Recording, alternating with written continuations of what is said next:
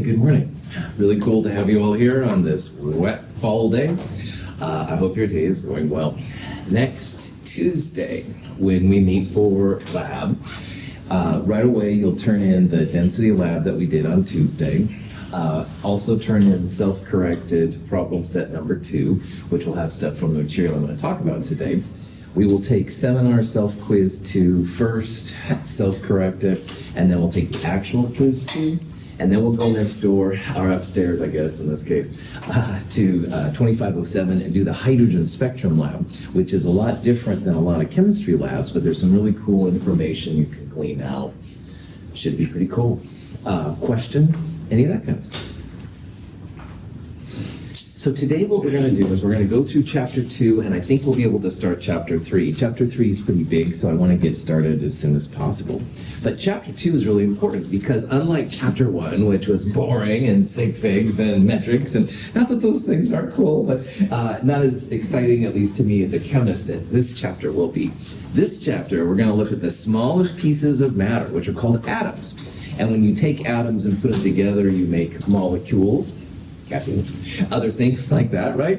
And sometimes you can take away electrons or add electrons to make ions. So and there's attraction, by the way, in this little silly graphic, there's a big attraction between things that have opposite charges. So positives and negatives will make really strong bonds. We'll talk about that in this section. Let's get into it. But first you might ask, what is matter? And really good question. Modern astrophysical theories of the origin of the universe are correct. In the first few moments of the violent birth of the universe, there were only 2 elements, hydrogen and helium. So all matter, according to science anyway, and you can have your own beliefs and that's fine, but according to science, all right, the Big Bang is where all matter was created. And almost 14 billion years ago, there was this huge explosion, biggest explosion ever. And at that time, that's where the universe began. First, there weren't even any atoms, but after a while, you started to make hydrogen and helium atoms. And then you went on to make all the things that we're used to and we use in our day-to-day world. This is a graph that shows the relative abundance of all the elements in the universe as well as we know, okay? And it's a logarithmic graph, but what I'd like you to point out here is that this is the first one here is hydrogen, and it's the most abundant. It's the tallest of the lines there. And right next door to it is helium. And then you'll see there's kind of a gap, like there's not a lot of lithium, beryllium, boron, quite a bit of carbon, quite a bit of oxygen, and then it goes up and down, up and down. But what's really interesting is that there's actually lots of iron, Fe. We'll talk about in Chem 222 why there's a lot of iron, but there's an interesting reason for that, which is kind of cool. Now this is for the whole universe as well as we know. On the crust of the Earth, silicon and oxygen are the most abundant. So most dirt and things like that is a silicate of some sort, and those are silicon and oxygen, so those are the most abundant. But in the atmosphere, which we're breathing right now, nitrogen is the most abundant, followed by oxygen. So the oxygen that we're breathing right now is really cool. It keeps us going, so it's kind of interesting to see the abundance. Now, one day we start exploring the stars, and these values might change. This is as good as we know so far. Democritus was an ancient Greek philosopher. He was around Greece around the same time as Plato. All right, so again, long time ago. And just basically sitting around a campfire and pontificating on the universe, he got the idea that, if we have some gold and we split the gold in half, you'll have 2 pieces of gold. But you keep splitting the gold in half and half and half, you'll finally get down to some small piece, which he called atomos, which should be the smallest piece that still has the properties of the gold. And if you cut that in half, then you would no longer have gold. And this was amazing because it's how people see the world now. The smallest piece, as we know it, is called the atom, and that's where this name came from. He was actually the one that predicted it. This is supposedly a quote from him about gold. Gold was really important, so they were sitting around. And of course, none of the people at this time had any proof of this, but it was something they would think about. Unfortunately, Democritus was from a group of people that wasn't seen quite as cool, if you will, as Plato and Aristotle, stuff like that. So Plato and Aristotle promoted the air, fire, water, earth idea of the elements, and that essentially was science for about 2,000 years. But unfortunately, they didn't roll with it, but that's the way it goes. But current chemists then think that Democritus is cool. In the early 1800s, this guy, John Dalton, came on the scene. And John Dalton was kind of a scientist of many different trades, but what he did is he created what he considered to be an atomic theory, all right? And why John Dalton is seen as cool, and sometimes he's called the Newton of chemistry because Isaac Newton kind of brought physics together. John Dalton is sometimes seen as the person that brought chemistry together. But so no one had thought about some rules that made sense then for chemistry until John Dalton came around. And he brought back the idea of atoms, but this time now it was based on some science. He thought that was the smallest unit of an element. And he predicted that one element would be different than the other on the atomic scale. So like hydrogen would be different than helium, which is different from carbon and uranium. He also proposed that there's probably some way to make a scale, like a fancy way to measure out how much mass they have for the different elements. And now they call this scale the atomic mass unit, AMU. And we'll talk in this section about AMUs. An AMU is just an incredibly small amount of mass. It's 10 to the minus 24 grams. So in lab on Tuesday, you were measuring out masses of the metals and the unknown liquids and stuff like that. And they were, 0.001 grams-ish plus. That would be 10 to the minus 3 grams. An AMU, 10 to the minus 24. So really, really, really small. Some textbooks refer to the AMU as a Dalton. In biochemistry, I think this is kind of picking up. So if you see some mass in Daltons, it's the same as the AMU. Now, he went on. He said that compounds, which are mixtures of elements, are compounds because they always have the same ratio of atoms. And this is important too. So for example, water is always H2O, 2 hydrogens and 1 oxygen. Water will never be, say, 1 hydrogen and 2 oxygens, or 2 hydrogens and 2 oxygens. Water will always have the same formula. And that's exactly what people have seen. He also went on to predict that atoms can't be created or destroyed. And more or less, this works. It's not perfect. We'll talk in Chem 222 why it's not perfect, but it was that for most things in chemistry, that actually works pretty well. We'll talk about the exceptions to it in winter quarter, but for right now, just realize Dalton really brought together a lot of ideas about science and did some cool things. He was also colorblind. And that's amazing too, because in chemistry, we do have a lot of colors of compounds and stuff like that. Didn't stop him. He just kept doing it. Dalton's pretty cool. So after some more years and some more work by other scientists, J.J. Thomson and Marie Curie, stuff like this now is the current model of the atom. And an atom is basically a big sphere, all right, like a ball. And each one of these balls, each one of these atoms has a nucleus in the exact middle. And most of the atom has the place where the electrons hang out.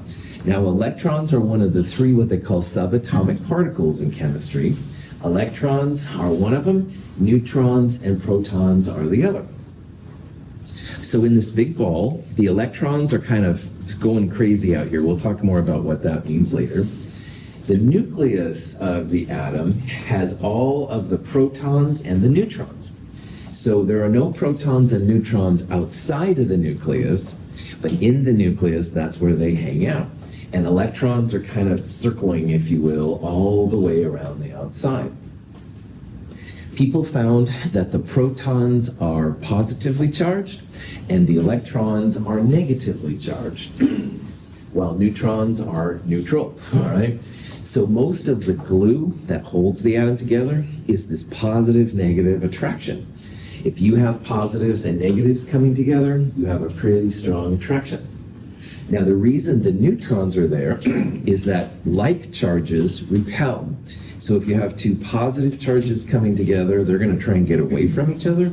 Also, if you have two negative charges coming together, they try and get away from each other. So when there are neutrons in the nucleus, it just keeps those positive protons kind of separated out a little bit. Keeps the atom a little bit more stable. Any questions on that? People have done a lot of work on the atom, of course, to figure out what it is. So what I want to do now is talk about the different traits of the atoms. And these aren't things you necessarily have to know, but it's kind of cool to see what they've done. First of all, protons are positive. And in physics, charge is recorded in what's called a coulomb, capital C. You don't need to worry about that in Chem 221, definitely. It's a very small amount of charge, though, 10 to the minus 19th. But notice the positive charge. All right, that's what gives it the positive charge of the proton. And the mass of this crazy thing is, again, incredibly small, 1.67 or so times 10 to the minus 24. Now, a lot of times, people will use the mass in atomic mass units, AMU. So an AMU is this many grams. So this number, the proton's mass divided by this number, is where this number comes from. And what I want to point out to you here is that proton is just a little bit more than 1 AMU. All right, it's almost 1 AMU, like 1.007. It's not, it's a little bit more than 1 AMU, but it's pretty close to 1. Now contrast that with the electron. This is the charge value from physics on an electron. And notice it's the same number as the proton, except that the electron is negative and the proton is positive. So this is where those opposite charges pop in. Electrons are always negative. This number is the relative mass of the electron. And notice it is much, much, much less than the proton. It's roughly 1/2000th the mass of the proton. So it takes about 2,000 electrons on a scale to reach the mass of just one proton. So protons are much more massive. They have a lot more grams in them than the electrons do. Opposite charges, but very, very small mass. Now the neutron, again, has no electrical charge, so it would have like 0 coulombs, if you will. But the interesting thing about the neutron, it's a little bit bigger than the proton. All right, the proton was 1.007 AMU, and the neutron is 1.008 or 9 even AMU. So it's just a little bit bigger. So when it comes to mass, neutron is biggest, proton's in the middle but close to the neutron, and the electron is pretty small, very, very small. It takes a lot of them to make the mass of a proton. On the other hand, in terms of charge, protons are positive, electrons are negative, neutrons, no charge. Any questions on that? So this is the kind of question you might get asked, and it's not too crazy or anything, but it's cool to know about how these particles relate in terms of the mass, like how big they are.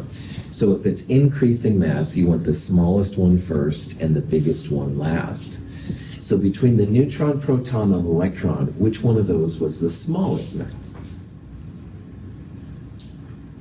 Electron, good. I saw some people whisper it. It's early. My caffeine hasn't really kicked in yet, to be honest. Anyway, yeah, electron is definitely the smallest. It takes a lot of electrons to make the mass of a proton. So electron is going to be the first one. It's the smallest. And then, of course, we have the question, is proton or neutron medium, and which one's biggest? And neutron is a little bit bigger than a proton. Right? So the mass of these goes electron is less than proton, and proton is less than neutron. Proton and neutron are about the same mass, but neutron is a little bit bigger, just a little bit. And electrons are very, very small. Any questions? This guy is pretty cool. 1910, Rutherford and his co-workers were studying the angles at which alpha particles were scattered as they passed through a thin gold foil. Most of the alpha particles passed through undeflected. However, a few were found to be scattered at large angles, some even back in the direction from which they had come. This meant that they had collided with an object much more massive than the alpha particles themselves, yet so small that only a few alpha particles encountered them. This atomic level view shows what is happening. Most of the atom is occupied by the low mass electrons. The nucleus is small and massive. When an alpha particle encounters a nucleus, it is scattered at a large angle. So Rutherford is one of my top scientists, my favorite scientists of all time. And just about 100 years ago, he did what's now called the gold foil experiment, which was super cool. But I want to start off just by talking about him a little bit. Rutherford was from New Zealand, and New Zealand, according to England, was one of those colonies. And, goat people and stuff like that, they probably don't take baths. That's how they thought about the colonies at this time, especially New Zealand and Australia. But Rutherford was able to get a scholarship to go to England, and he just rocked the science world. So all those people that snubbed him, really, because Rutherford is the bomb. There's an element named after him now, so Rutherford really showed here that even if you're from a different place, you can still rock science big time. In this gold foil experiment, why it's so cool is he used a piece of gold. Now, gold was one of the thinnest substances they had at the time. And remember, the atoms are basically little spheres, so I'm going to draw several of them there. And then he set up around it, almost 360, a piece of film.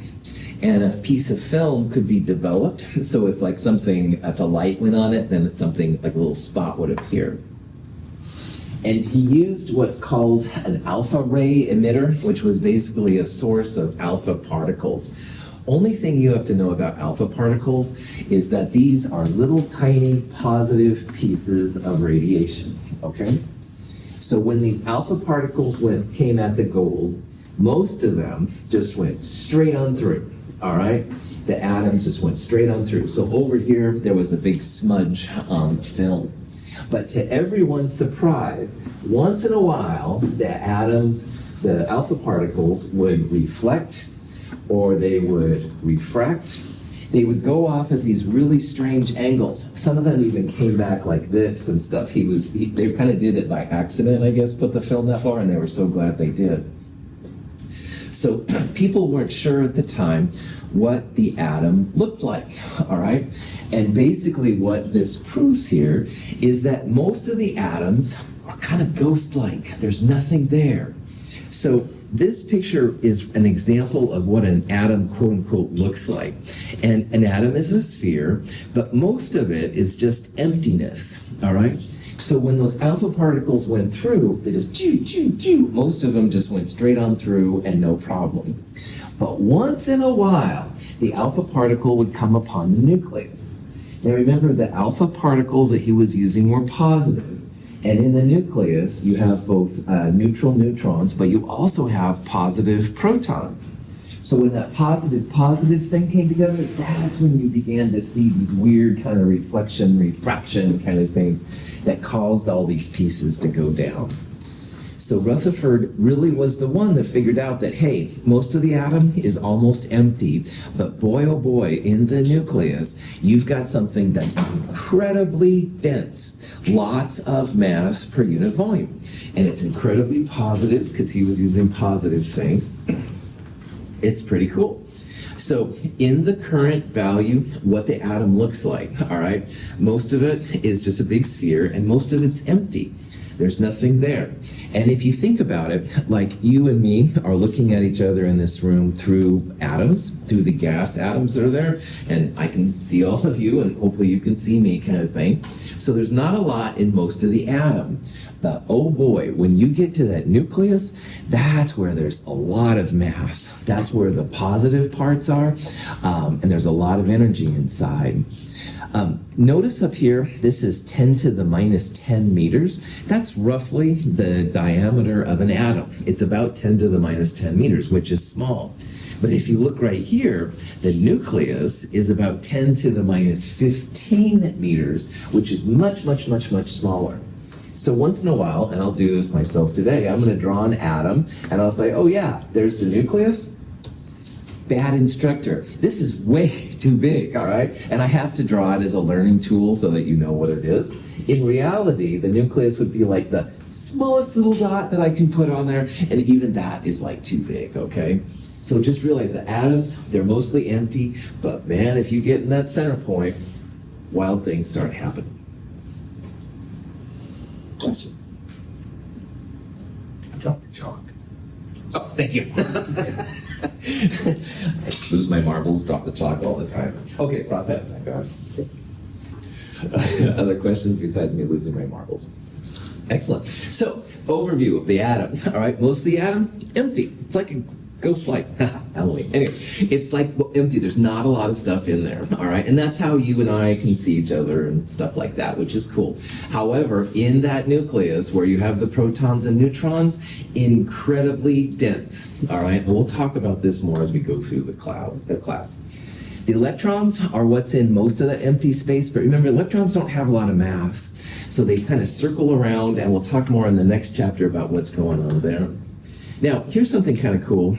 Protons are positive and electrons are negative. So if the number of protons equals the number of electrons, we're going to have a neutral atom. All right? So if you have 2 protons and 2 electrons, no charge. All right? On the other hand, if you have 3 protons and 2 electrons, you have more positive than negative. That's going to give you a positive charge. And we'll talk about that here in a little bit.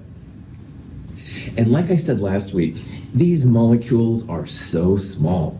So if you have a teaspoon of water that has more molecules of water in it than there are teaspoons of water in the Atlantic Ocean.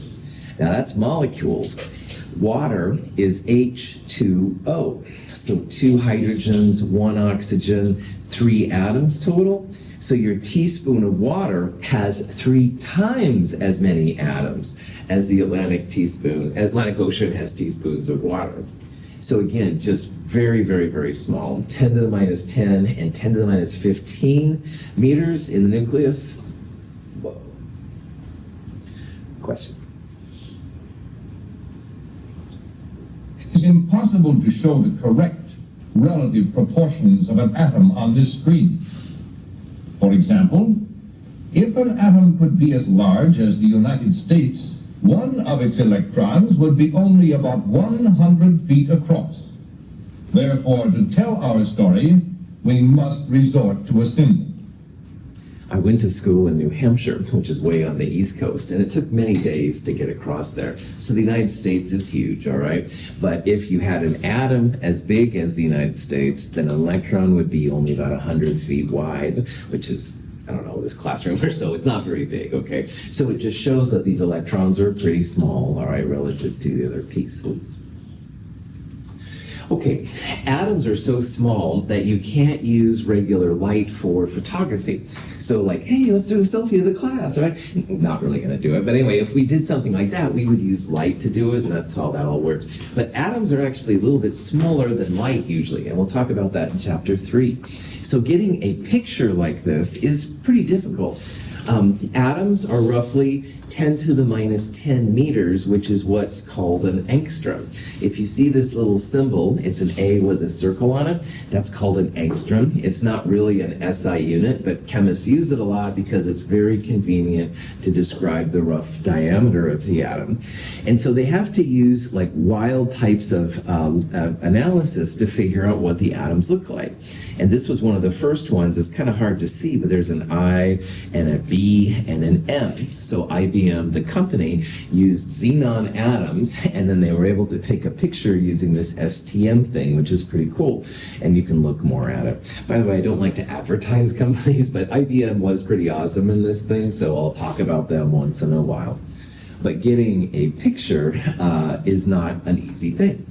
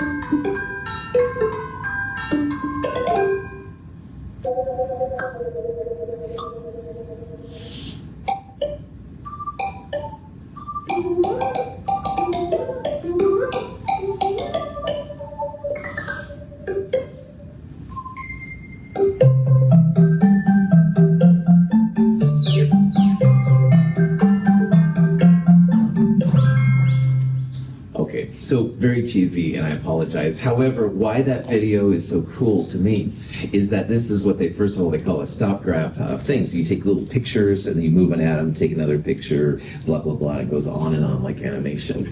Each one of those little things right there is an atom. I think these are xenon. In the initial picture they were, but they had to move each one of them to make the little pictures. And that obviously took a long time, which is incredible. So they'll call this the smallest movie ever. I'm a huge Star Trek fan, so they made a Star Trek picture, had to include that. But anyway, it just shows that this stuff is really an exciting area, that you can manipulate individual atoms like that to do things. You can look more at it if you look at this history on the IBM site. It's actually pretty cool if you're into chemistry. Questions? Does it explain how they're moving the atoms? A little bit. It's not always as clear because some of that's proprietary, all right? But yeah, they have little attractors for it and stuff apparently, and I think they make like a little sheath around it to move it, but honestly, this is more than I've ever done with it. Good. Okay, so on the periodic table, all right, those are where all of the building blocks of everything around us exists. And periodic table is a periodic table of elements. So the elements are the building blocks, and the smallest piece of the element we're going to see is the atom. Now, all good periodic tables have at least 3 pieces of information on them. One of them is a whole number, so like 13. There's going to be a symbol, which is either one capital letter, possibly with a smaller lowercase letter. And there's also going to be a number which usually has a lot of sig figs. So on the periodic tables in this room, the blue numbers are the whole numbers, and the kind of red numbers on the bottom, those are the many sig fig values. And then the symbols, as you can see, are the symbols for the elements. So we're going to describe what all of these mean because they're really important. But the first thing we need to talk about is this whole number. This whole number is called the atomic number, and it gets the symbol Z. And Z is literally the number of protons in the atom. So aluminum right here is number 13. That means that aluminum has 13 protons. And if you're curious how many protons neon has, Ne, it's number 10, 10 protons. Uranium down here is number 92, 92 protons, etc., etc. So that's kind of a cool thing. If your atom is neutral, no positive and negative charges, the protons and the electrons will be the same. So neutral aluminum would also have 13 electrons. We'll talk a little bit about when they don't have equal numbers of protons and electrons, but for right now, just realize that number can be the same. Now, the symbol is just a way to, instead of writing out aluminum all the time, you can just have it very succinct. First letter always capitalized, second letter always lowercase. There is a big difference chemically between cobalt, which is big C little o, and carbon monoxide, which is big C big O, all right? So it's critical, all right? First letter capitalized, second letter lowercase, because CO, cobalt, is certainly different than carbon monoxide is. So Mosley was the first one to figure this out. Pretty cool. He used some X-rays to figure out number of protons, which was great. This is important. If you change the number of protons, you change the element itself. So let's say that we took a proton away from aluminum, so it only had 10 protons. It's no longer aluminum. At that point then, it would be Mg, magnesium, with only 12 protons. And if we added a proton to aluminum, it would no longer be aluminum. It would then have 14 protons, which is silicon. So changing the protons is going to change the atom itself, which is kind of cool. This is a question you might want to know. It says, what's the atomic number, the Z value of oxygen? You'll always have a periodic table in front of you in my class. They'll always have the Webb element, or not Webb elements, the periodic table that I give you, or you'll have one of these. Oxygen is O, all right? And there's two numbers on O up there. There's a whole number and a lots of sig fig numbers. But like I said, the one that you want is going to be the whole number. Oxygen is number 8, all right? The approximately 16 value is going to be something else we'll use. It's called atomic mass, and we'll talk about that here in a little bit. But the atomic number is the number of protons. Oxygen always has 8 protons. Questions? Now, if you have the same number of protons and electrons, the atom is considered neutral. Like all those positive charges and all those negative charges will cancel out. But as we're going to see in chapter 3, it's absolutely possible for some atoms to lose an electron or for some atoms to gain an electron. Now, the top part up here shows a sodium atom. Now, sodium is number 11, Na, on the periodic table. And neutral sodium would have 11 protons and 11 electrons. And what we're going to see is that sodium likes to lose an electron. So instead of 11 protons and 11 electrons, it has 11 protons and only 10 electrons. So now we have more positives than negatives. As a matter of fact, we have one more positive than negatives. This becomes a sodium ion. They call a positive ion a cation. If you call it cation, that's okay, but it's really cation. And there's lots of fun kind of gifs and stuff like that about cats having paws, so cations are positive. This is the chemistry cat meme. You will see the cat meme several times in this class. But anyway, a positive ion is a cation. All right, so if I say cation, it just means positive ion. On the other hand, some of the atoms like to gain an electron. And an example of this is chlorine. Now, chlorine is number 17 on the periodic table, so that means it has 17 protons. And neutral chlorine will have 17 electrons, so they're equal. Positives and negatives equal. When sodium's around chlorine, it actually gives the electron to chlorine. Chlorine wants that electron. And then you can see what happens. You end up with 17 positive protons and 18 negative electrons. So you've got one extra electron. This makes what's called an anion.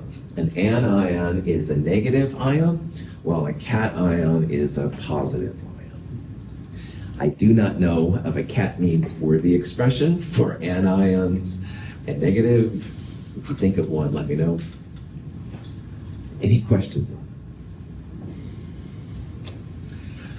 Another thing that's important to remember is that most of the mass of the atom comes from the protons and the neutrons. Electrons are very, very small. It's about 2,000 electrons to equal the mass of a proton or a neutron. And we're going to see that the mass is important.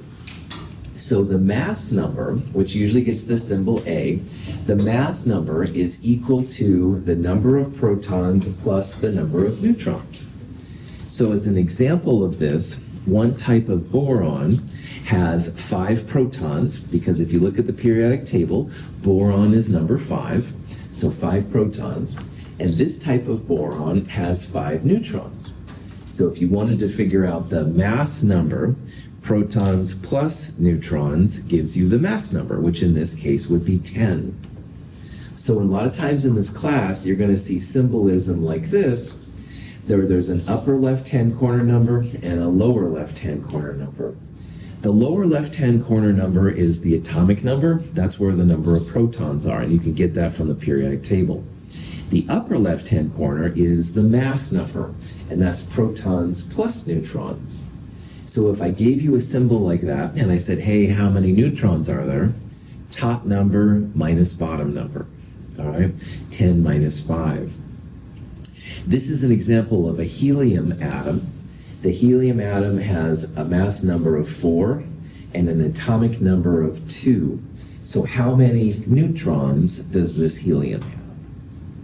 2. Yep, I see several of you giving me the peace sign, or else you just think I'm cool. Yeah, no, seriously. 4 minus 2, 2 neutrons. It's always top number minus bottom number to get the neutrons. There's no explicit number of neutrons, but you can figure it out. Top number minus bottom number. Every quadrant of the symbol around the atom has been claimed by chemists. So the lower left-hand number, atomic number, protons. Upper left-hand number, mass number, protons plus neutrons. The upper right-hand corner, as we saw in a little bit in the last part, that's where the charge on the atom is going to be, if there is one. So this particular one is a positive 2 charge. And if there's a number in the lower right-hand corner, that means the number of atoms. So like water is H little number 2O. The 2 would go right there to show that there's 2 hydrogens and 1 oxygen in water. So every quadrant has information. Getting excited. Any questions on any?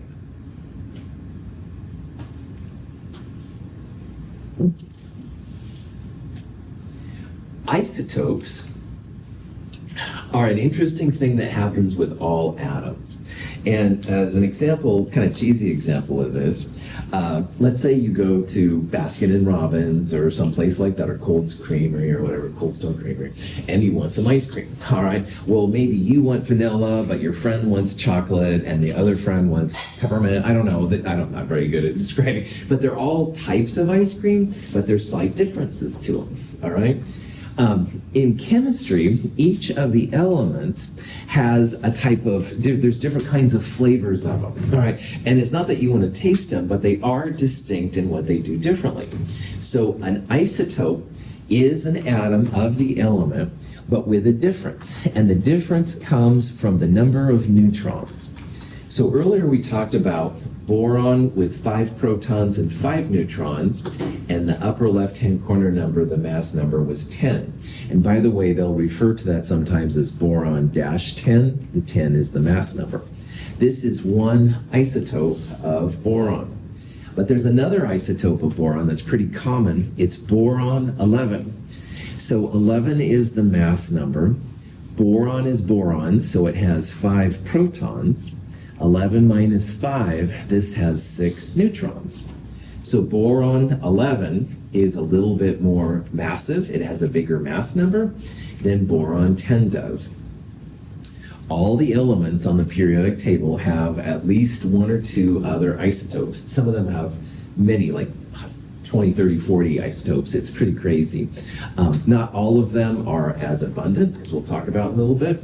But it is important to remember there's more than one kind of boron out there. There's more than one kind of carbon out there, hydrogen, stuff like that. Within each element or family of atoms, there can be different members, each one having the same number of protons, but differing in the number of neutrons. The total of an atom's protons and neutrons is its atomic weight. Thus, in natural uranium, we have U-234, U-235, and U-238. These different members of the same element or atom family, science calls isotopes. This is not a political class by any means. However, there's a lot of controversy around Iran's nuclear program. They have bulk uranium, which is uranium-238. But what people want for making power and stuff like that is uranium-235. So having the uranium-235 out of the 238 is not easy. There's a lot of processes involved. If they had the 235, then they could, depending on who you talk to, they'll make energy sources for themselves, which would be cool. They could also make nuclear weapons, which are not cool. And this is something you can decide for yourself what the right answer is. However, this is where the isotopes are important. So 235, you can do a lot of things for good and bad with. Uranium-238 is more benign. So this is the kind of question then that you might see. The question says, how many neutrons are in manganese 55? And you have all these different numbers right here. Well, 55 is the mass number. It's protons plus neutrons. So what we need to do to answer this question then is we need to figure out the number of protons in manganese. And this is where, good, I see a lot of you looking at it. Look for the periodic table. Now, a quick advertisement as your instructor. There are two M elements that are used a lot and they get confused. One of them is Mg, which is magnesium, all right? Magnesium is quite different than Mn, which is manganese, which is what we want for this problem. So magnesium is different from manganese. There's a lot of differences to them. So once you know that manganese is right here, it's this number 25 we're after, because 25 reflects the number of protons. So this 55 is protons plus neutrons. We'll subtract the 25 from it to get the number of neutrons. 55 minus 25, 30 neutrons. Any questions? Hydrogen is the most abundant isotope of all. And if you take a drink of water, most of the hydrogen in your water is what they call protium. It's the most common form of hydrogen. And look at the symbols here. It's hydrogen 1. So the upper left-hand corner, protons plus neutrons. Lower left-hand corner, just protons. So 1 minus 1, protium doesn't have any neutrons, all right? Its atomic number is 1. Its mass number is 1. Here's the exact mass to lots of sig figs. 99.989% of the time, you're going to find protium. However, there's quite a bit, actually, relatively speaking anyway, of what's sometimes referred to as heavy hydrogen. Heavy hydrogen officially is called deuterium. And deuterium has 1 extra neutron, all right? So if you look down here, this is the deuterium part. It has 1 proton like protium did, but it also has 1 neutron. So it is physically heavier than hydrogen, regular protium is. It's not very abundant, all right? 0.01% is hardly a lot of deuterium, but there's enough of it around that they can actually isolate deuterium. This is an example of a picture where they made an ice cube out of deuterium. And remembering that deuterium is heavier, the ice cube of deuterium will actually sink in the water. Regular ice cubes don't, they'll float as you see, but the heavy hydrogen ice cube will actually sink. And there's some interesting things they can do with deuterium. But what's really crazy and kind of wild to think about is there is a third isotope which is somewhat abundant. It's called tritium. Now, it's a very, very, very small amount of hydrogen. But remember that a teaspoon of water has more atoms and molecules than there are teaspoons of water in the Atlantic Ocean. So you take a drink of water, a little bit of tritium is in your water. And the reason why that's wild, tritium is actually slightly radioactive. Now, don't start spitting out your water and stuff like that. Our bodies are naturally acclimated to some radiation. And tritium is way down there on the list of the dangerous ones and stuff like that. But there is a little bit of tritium around us all the time. It's kind of crazy. It's much, much, much less than deuterium, and deuterium was really small. So again, our bodies are used to it. It's no big deal, but there is radiation around us all the time as well. Questions on that? Now, how they usually detect the isotopes is they use what's called a mass spectrometer. A mass spectrometer is a fantastic device. You insert a sample and it basically ionizes it, so it turns it into a positive ion. And then positive ions are affected by magnetic fields. So they can move these magnets left and right, more powerful, less powerful, and the different isotopes will come through a detector. So in the nutshell, this is an example of a neon, I believe it is, mass spectrometer reading. And you can see these lines right here. This represents how much of the different pieces you have. So there's a lot of neon 20, but there's a little bit of neon 21 and a little bit of neon 22. There's a great YouTube video on how mass spectrometers work if you're interested. I put it up there. This is another graph that shows the two boron isotopes, boron 10 and boron 11. Notice that there's more boron 11 than there is boron 10. We'll come back to that. Also, this is for chlorine. This is chlorine 35 and chlorine 37. So it's kind of a cool thing. For roughly $50,000, not probably adjusted to inflation, so my number might be a little off, but for roughly $15,000, you too can have your own mass spectrometer. Hewlett-Packard used to make this kind of square box thing, about $50,000. You can inject your own samples. You can get readings like this. Just what you needed for the home, the hit home area. But anyway, questions on? In organic chemistry, if you take that class, you'll use a lot of mass spectrometers. They're really, really helpful and stuff, which is cool. Okay, so in the graph of the mass spectrometer, you saw how the boron 11 had a lot more abundance, a lot bigger line than the boron 10. And when scientists have looked at this carefully, there's actually about 20% of the time you'll have boron 10, and roughly 80% of the time you'll have boron 11. So this leads us into what's called the atomic mass. And the third piece of information on any good periodic table is this atomic mass. Sometimes it's called atomic weight, but really weight depends on the gravity of the planet you're on. So if you do things in Mars, I worry about these things. The better name is atomic mass, but if you hear atomic weight, it's the same thing. But anyway, that number is actually the most useful number for chemists. And I'll talk about why that is here in a little bit. But I want to talk about where these numbers come from. So an atomic mass, you can think of it as an average of all the different isotopes that are known, okay? So what I want to do is go through an example of how you could calculate it for boron. And to calculate an atomic mass for boron, you need two things. You need how abundant the isotope is, and you also need the mass number. So like 10, boron 10 is 20%, and boron 11 is about 80%. Now, in math, this is what they call a summation sign, which means for each sample, you want to add these up. You want to add the decimal abundance of the first one and multiply it by its mass. And because there are two isotopes, we're going to have a second one. We're going to add it to the abundance of the second one times its mass. And when you do these kind of calculations, you always want to use the decimal version of the percentage.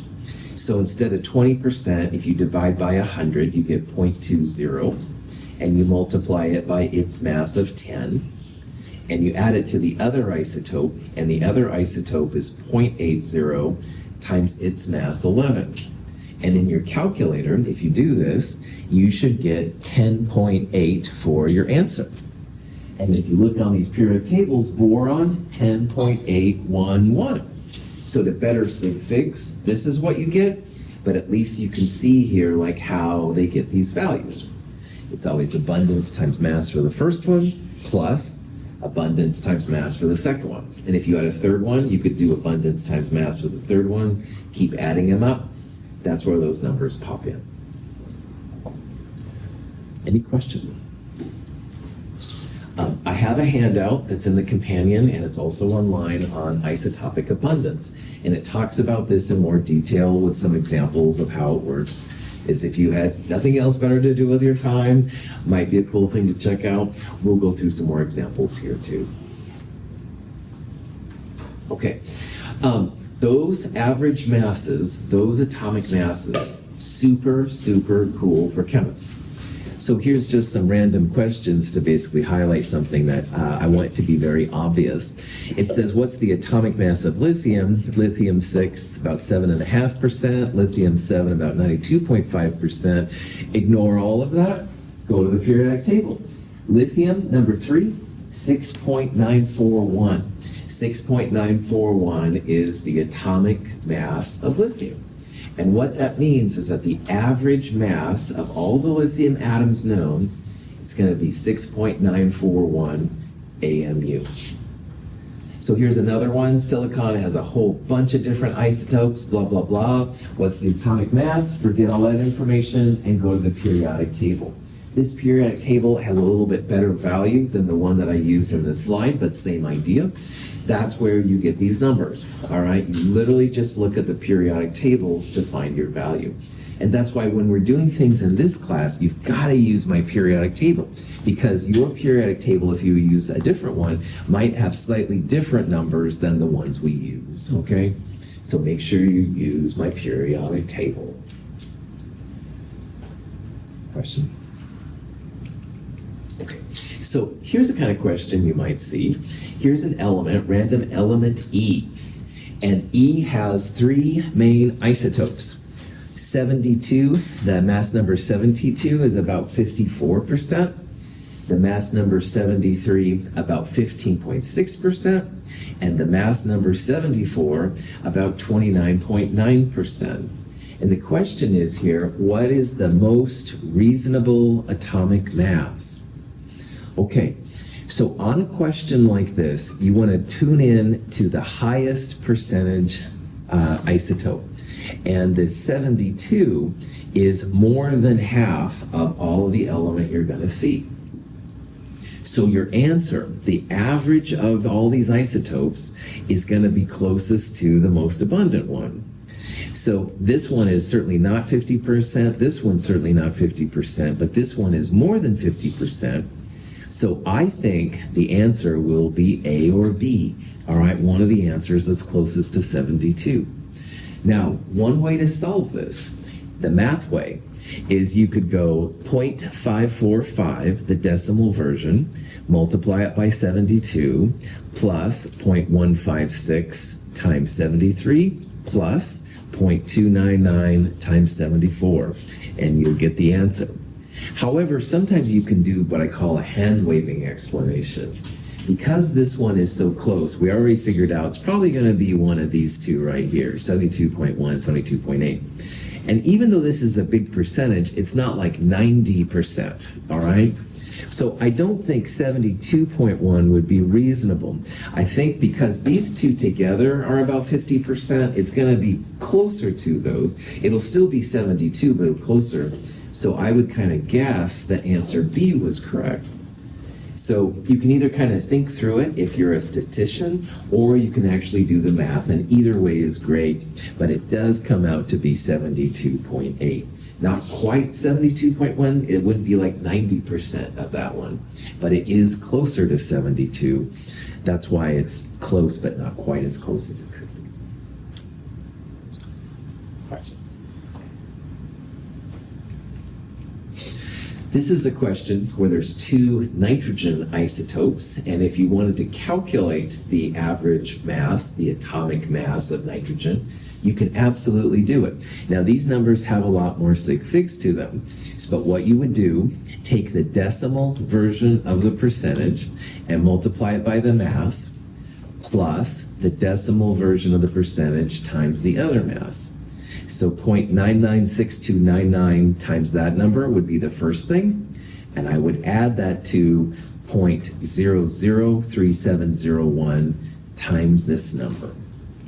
So if you do that, it's just abundance times mass for the first one, plus abundance times mass for the second one. Make sure you turn those percentages into decimals, including this one, so it's a pretty small number. 14.0068 would be the number. And again, if you had all the isotopes, you would probably get a number closer to the one there on the periodic table. Cool. Another kind of problem you're going to see in this section is one like this.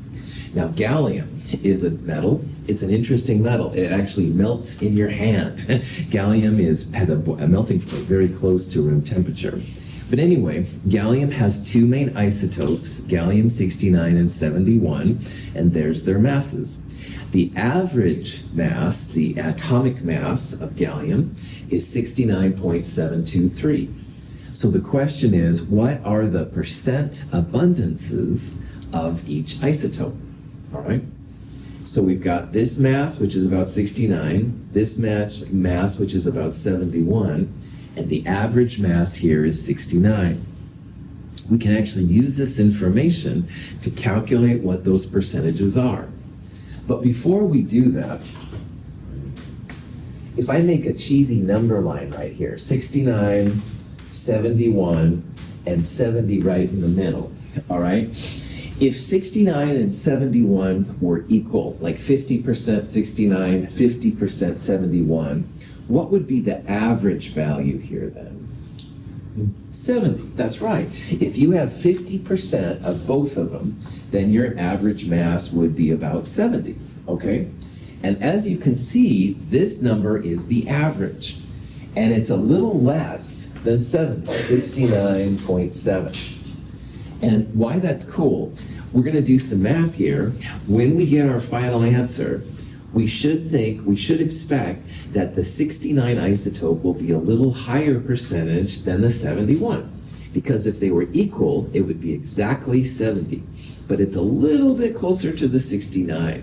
So we're going to predict here that the 69 has a higher percentage than the 71. This will kind of help us to make sense of what we calculate here. Any questions on that? Cool. Now, to solve this, average mass, which is what we solved for in the previous problems, that equals the decimal abundance of the 69 times its mass, plus the abundance of the 71 times its mass. So X is the abundance of the 69, and Y is the abundance of the 71. Now in math, this is a difficult problem to solve because there are two unknowns, X and Y, all right? If you have just X, you can combine them and solve for it, stuff like that. But with two unknowns, it's more difficult. But what you can also do is that because there are only two isotopes, the percentage of the first one plus the percentage of the other one is going to be 100%. Or in decimal, X plus Y equals 1, because 100 divided by 100 is 1. So this is like a second expression that helps you figure it out. So to solve something like this, Y equals 1 minus X, all right? Because X plus Y equals 1, Y would equal, if you put X on the other side, Y equals 1 minus X. So again, you can only do this with two percentages, but if there's only two isotopes, X plus Y is going to be 100%. So Y, the first one, equals 100% minus X, or because we're using decimals, Y equals 1 minus X. Questions on that? Okay, so what I'm going to do here is X is still coming down, but where there's a Y now, I'm going to put in 1 minus X. And you can see here how this mass is still there times X. Now we have 1 minus X parentheses times this number. Now, this is just a good old algebra problem. It uses what's called distributive property, which means this number is multiplied by 1, and this number is multiplied by minus X. So then you're going to have this number equals this times X plus 70.9249 minus 70.9249X. And at this point, you want to combine your X's together. You want to get all the numbers on one side and the X's on the other. And you then want to divide whatever is in front of the X by both sides to get X by itself. And I encourage you to check this out. I know it's a problem you've done before, but it may have been a while. So if you get from your calculation X equals 0.6012, which would be 60.12%, and then Y would be 1 minus X, or 0.399, 39.88%, pat yourself on the back. You got this down, all right? If you can't get this answer, let me know. Talk to the LSC and AVID people, all right? All of us are here to help. I'm sure this is stuff you've done before, but it's probably not something you do every day. Crazy. Finally, I saw a couple Inspires and 89s, I think this morning. I also want to talk about that solve function. If you have a calculator with a solve function, you can put an equation like this in, go comma X solve, and the number spit out. It's just incredible. I love the solve button. It's nothing you have to have, definitely, but if you do have it, heck yeah, might as well check it out. Somehow make sure you can get to these kind of numbers, okay? If you can't, let me know. This handout shows also some examples of how this works as well if you have any questions. questions. But try it out. Make sure you got this map down. Questions? All right, let's take a break. I'll start up again in about 5 minutes, about 9:35. So stretch your legs, check out your phones, whatever you need.